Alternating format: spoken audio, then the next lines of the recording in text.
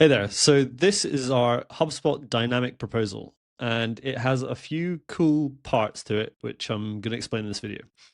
If we open up this Google Slides block or the document block, we're going to see a few things which are interesting. We've got the rough outline of how the proposal works, and in our recap slide, we just have this one tag which says summary recap. Now, this is actually an AI field. If we scroll to the bottom of the source table on the right-hand side, you can see that there are a number of these AI fields which are indicated with the OpenAI logo here. Now, if we open up one of these, you can just click on them like this, and you can see that there is a prompt that you can customize. Now, this prompt can actually include tags or content from the HubSpot deal record as well, or any associated objects, so that they can be customized prompts. And what Portent is going to do is going to send this information to ChatGPT, and then we're going to insert the result that's sent back from ChatGPT. So in this example, we split the prompt into a few sections. We have a few details about the prospect. We've just selected only a few from the company, like the number of employees or the company description. Then a really important part is putting in the previous meetings notes. Then we ask ChatGPT to do an action. So this is the action. Use the prospect details above and the meeting notes to customize the paragraph below.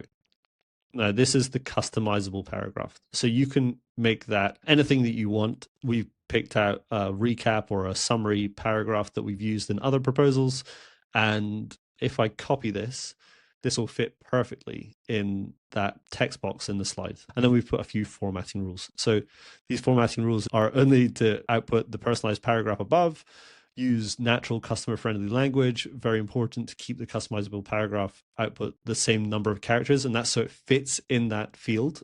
If you copy this prompt, the bit that you want to personalize is this. You want to cut out what we've put in there and put in your own one. So I'm just going to show you that this paragraph, if I close this, is going to fit perfectly in here.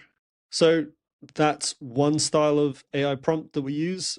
The next one is to select from a list of bullet points. So this is really good for the challenges or the solutions. So we have this prompt and this has been formatted into a bullet point. So we want to put in 3 bullet points of the 3 main challenges that we spoke about in this discovery call. So we open up the challenge prompt. It again gives the context on the company. It again pulls in the meeting notes, but the action is slightly different. So the action is to use the context above and select the 3 most appropriate bullet points to communicate the customer's problem. After you've selected the 3 bullet points, personalize them using the context of the company details and meeting notes. And we have a common set of problems that Portent solves. So we listed all the most common problems here. And the AI prompt is going to have a look through those and say, which are the 3 most appropriate ones that we should put into this slide. And then after it's picked from the list, it's going to personalize the content of each one of those bullet points and make it more personal and use maybe phrases that were discussed in the discovery call. So not limited to just having 5. We just got 5 main ones for us.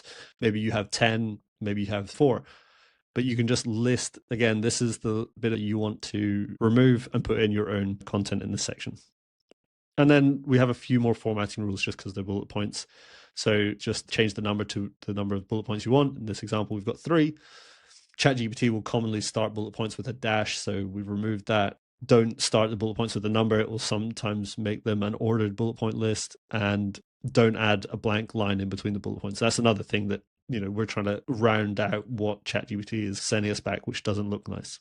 And then again, just the customer-friendly language one and keeping the bullet point length the same. So that one actually works for the solution as well. We've selected it to work for the value prop and also next steps. It is doing that kind of thing of looking at a list of bullet points and then customizing them. And then the next thing after that is the review block. So obviously we're creating AI content and it might not quite hit the mark all the time. So we have this review step where we can look at the content, maybe make a few edits, and then click approve and make sure we've run our eye across it just to make sure there's no hallucinations. So maybe you're going to take this template and use or experiment with the proposal design that we've made, maybe make a few tweaks and make it your own, or you can use the change selected file and just select your own. And the good thing about using change selected file here is that all these prompts are always going to remain at the bottom. So you can add those in and start customizing and playing with them without too much work. And that's it. We're really excited about what this has brought to our own workflow at Borton and keen to see how you guys enjoy it too. All right, cheers.